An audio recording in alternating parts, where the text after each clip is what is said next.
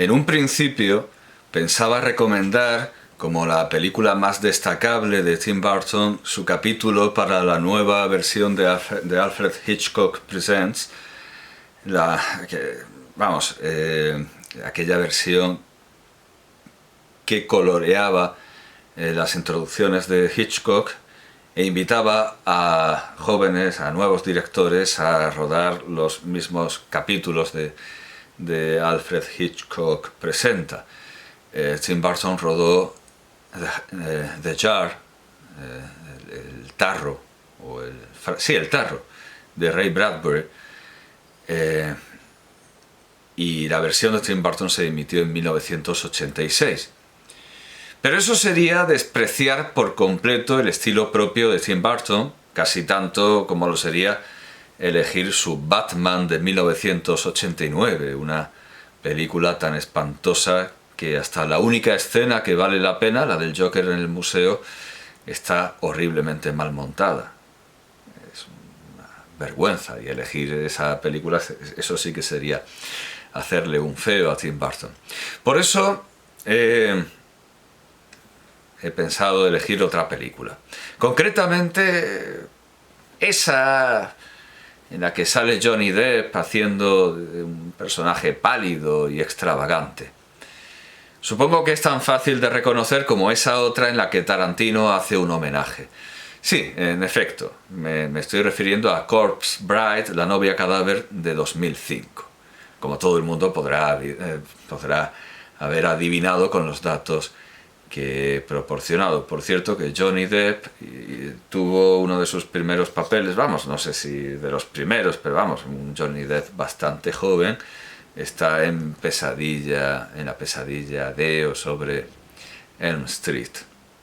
En esta película cobran sentido muchas ideas tétricas y macabras. En La novia cadáver cobran sentido muchas ideas tétricas y macabras de Burton, que andaban sueltas y sin razón de ser en otras de sus creaciones, como El perro zombificado, que es simplemente una idea de infancia y que había protagonizado su mediometraje Frankenweenie de 1984. Eso sí, disiento con algunos elogios, como los de Robert Elder, que desde Chicago Tribune enfrentaba el ritmo de jazz y pop de Pesadilla antes de Navidad al de Vals de La novia cadáver, o los de Peter Howell, que desde Toronto Star decía que, estas son sus palabras, si La pesadilla antes de Navidad de hace una docena de años era un regalo para los ojos y la mente, La novia cadáver de Tim Burton juega a doble o nada, apostando por ser una delicia para los oídos y para el corazón.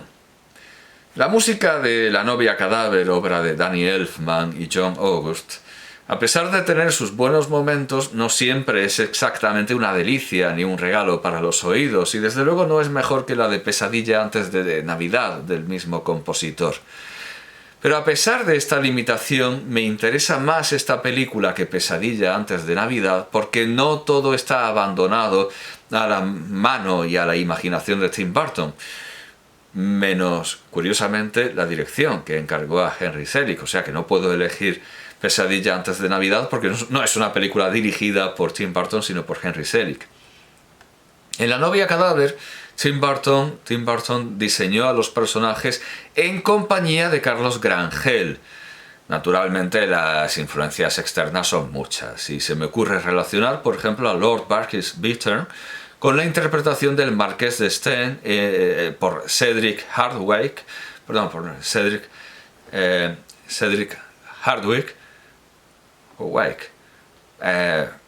Encima es un actor con una pronunciación hiper estilizada, y estoy cometiendo una estupidez pronunciándolo mal de las dos formas, seguramente. Pero bueno, es el que interpreta al Marqués de Stein de La hoguera de las vanidades en Becky Sharp de Ruben Mamoulian de 1935. Todo el mundo se acuerda de este personaje, todo el mundo que haya visto la película, de la que...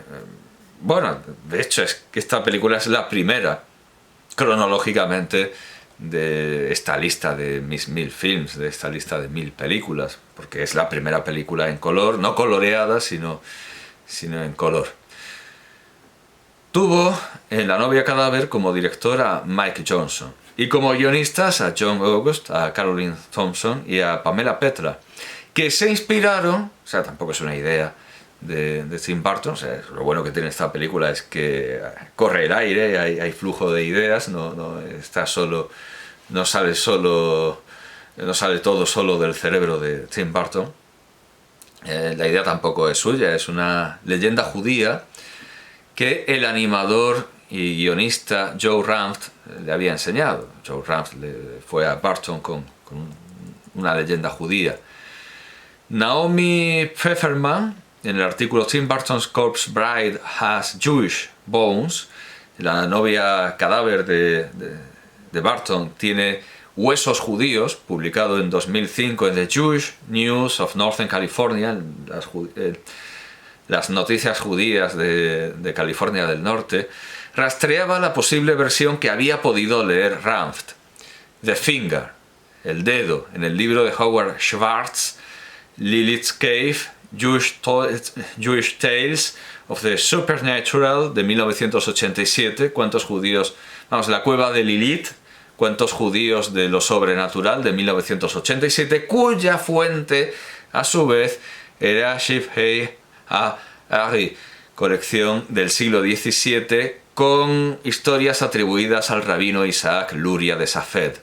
Sin embargo, Tim Burton, aunque mantuvo el rito matrimonial judío de beber de la misma copa, difuminó las fronteras culturales y religiosas llevando la boda a una iglesia regida por un mitrado con la voz de Christopher Lee. Esto enfadó mucho a algunos que llegaron incluso a hablar de odioso apropiacionismo cultural, como Harriet Levy Millan en el artículo de 2022, Bird in a Wedding Gown, The Real Life Corpse Bride Haunting My Childhood. Enterrada con el vestido de novia, la novia cadáver de la vida real que fascinó mi infancia, que encantó a mi infancia, pero encantar no en el sentido de me gusta mucho, sino encantar como que embrujó mi infancia, publicado en la revista judía Forward.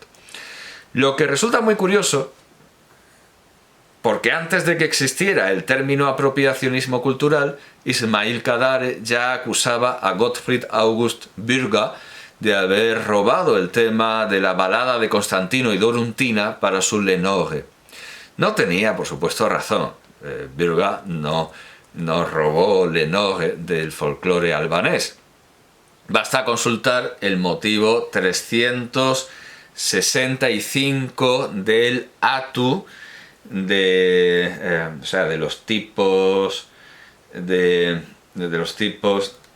la tipología de los cuentos folclóricos internacionales, por Hans-Jörg Uta, que por supuesto es el Atu es Agne Thompson Uta. Agne Thompson Uta. Bueno, pues esta es la versión de estos catálogos caóticos de motivos. Bueno, el 365 del Atu, esto está editado por la Academia Scientiarum Fennica, la Academia Finlandesa de las Ciencias. El motivo 365 es el novio muerto que se lleva a su novia, y entre paréntesis, Lenore, como el gran prototipo. Pero claro, Lenore no es el primer prototipo cronológicamente, el primero es el Milagro de Suffolk, según el Atu. Después viene, que es de 1689, la balada, y luego viene la Lenore de Bürger de 1773.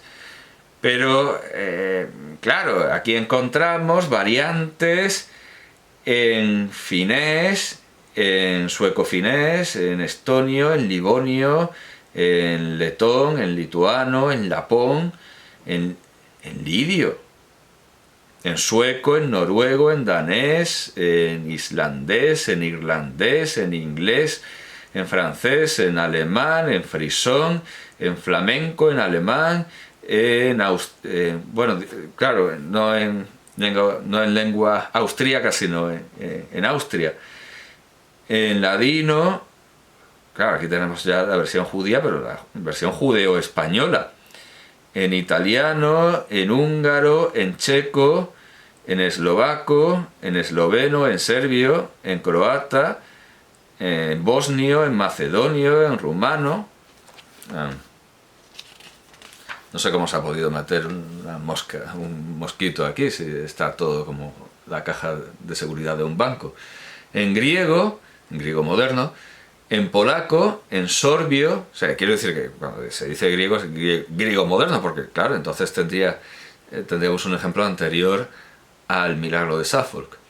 En sorbio, decía, en ruso, en bielorruso, en ucraniano, en gitano, en indio, así en general, en indio, en japonés, en Ikeda, en Chile también lo encontramos, en la colección de Pino Saavedra, en Argentina y en Namibia también lo encontramos. Hasta Namibia llega el asunto. Bueno, pero como hemos visto, olvida el árabe, por ejemplo. Olvida el árabe y con esto olvida uno de los cuentos misteriosos y sublimes de la enciclopedia de los hermanos de la pureza, Rasa y Juan As-Safa, concretamente en la 48ª epístola.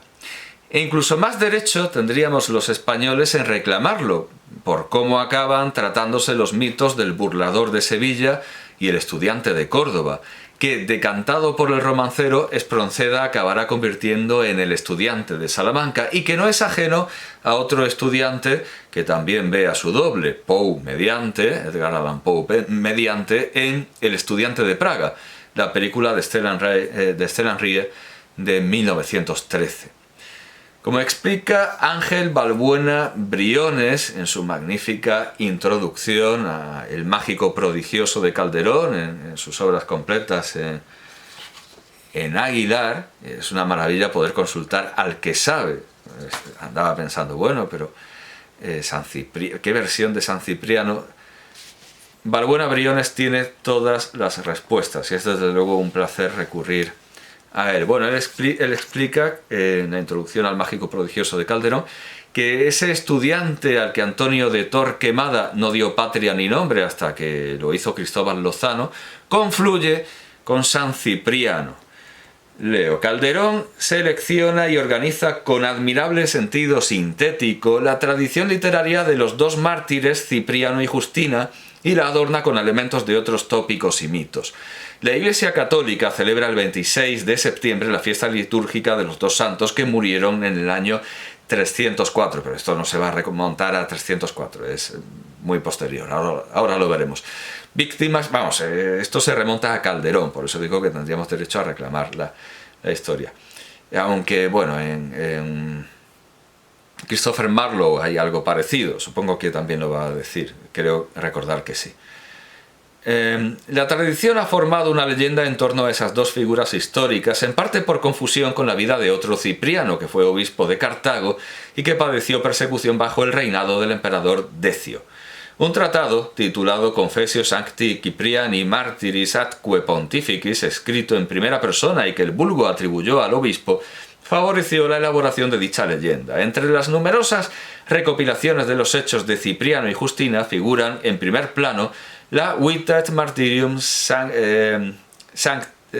Sanctorum Cipriani et Justinae del griego Simeón Metafrastes, traducida al latín por el obispo Lipomanus, y la legenda aurea sive historia lombardica, colección de historias de santos hecha por Santiago de la Vorágine, Jacobus de Vorágine, y en cuyo capítulo 142, edición de Dresde y de Leipzig de 1846, yo en las ediciones de Jacobo de la Vorágine, sí, claro, porque no es San Cipriano, es los dos santos romanos, se trata, eso es de los dos mártires.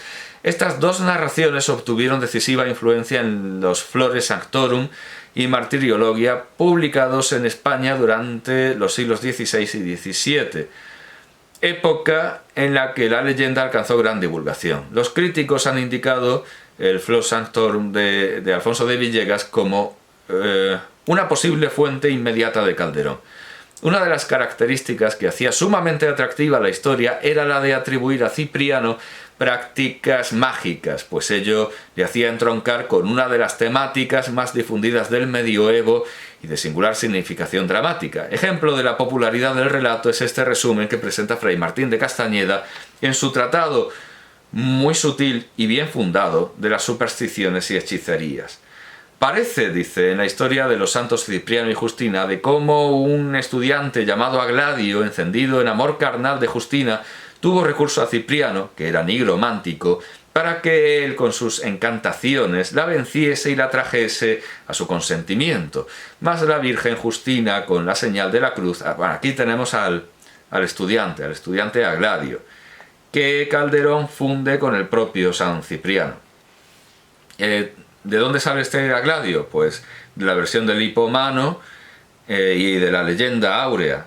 Aparece un Aglaidas de la vorágine Acladius, enamorado de Justina, y bueno, pues eso, que Calderón funde a Cipriano con el estudiante. Y ahí sí tenemos al estudiante que luego se funde con el estudiante de Córdoba. El motivo del pacto con el demonio para obtener el dominio de la magia a cambio del alma se repite en las leyendas medievales. Gonzalo de Berceo trata en uno de los milagros de Nuestra Señora la historia del clérigo Teófilo, que a través de un judío hechicero se pone en relación con el espíritu infernal. Rutebeuf dedicó más extensamente su Miracle de Théophile al mismo tema. Los países europeos poseen sus magos nacionales, apoyados en el rico folclore medieval. Así, Portugal cuenta con Fray Gil de Santarém, y de este Fray Gil de Santarém es de donde viene el estudiante, el protagonista del esclavo del demonio de Mira de Amezcua. Inglaterra con Roger Bacon, Alemania con el doctor Faustus, y como digo, hay una escena muy parecida a la del esqueleto de el mágico prodigioso en el doctor Faustus de Christopher Marlowe. Y efectivamente aquí habla de esto. Robert Greene escribió Friar Bacon en Friar Bungay y Christopher Marlowe The Tragical History of Dr. Faustus. O sea, bien, si aquí está toda la historia. Lo que es consultar a quien sabe. Esto es una maravilla. Pero encontramos también un estudiante o estudioso en Chen Nan Wu Shen, el erudito de Chen Nan, de Changtu, muerto en el año 882, que es la historia más próxima, según Luo Hui, en su disertación, de 2009 ante la Universidad de Toronto, titulada The Ghost of Liao Chai, Pu Sunling's Ghost Lore and Its History of Reception, es decir, el fantasma del gabinete de las cosas curiosas, el folclore de fantasmas de Pu Sunling y su historia y la historia de su recepción. Bueno, pues en esta disertación a Luo Hui le parece que el erudito de Chen Nan, de Changtu, es esta historia de Changtu, del erudito de Chen Nan, es la historia más cercana a la de la piel pintada, Hua Pi, de Liao Chai Chi de Pu Sunling, muerto en 1715, y que tenía también a la mano, bueno, no me voy a levantar para cogerlo porque ya hablaremos de él. Así que difícilmente puede decirse que la película de Barton sea apropiacionista, porque sus personajes no llevan yarmulke. Barton plantea una magnífica reflexión sobre lo absurdo que es que concedamos a los símbolos la creación de realidades, la ilocución de la que hablaba John Lonshaw Austin en las conferencias de 1955 que se recogieron como How to Do Things with Words en 1962, y lo difícil que es revertir lo simbolizado y realizado. Esto es, por desgracia, universal, y cualquiera sin ser judío podrá haberse identificado, empezando por el propio Johnny Depp. Espero haberlo pronunciado bien en todo momento. a quien seguramente le vino la película a la cabeza muchas veces durante su divorcio con Amber Heard, tan sonado y atronador que acabó siendo asunto por sí mismo de unas cuantas producciones audiovisuales.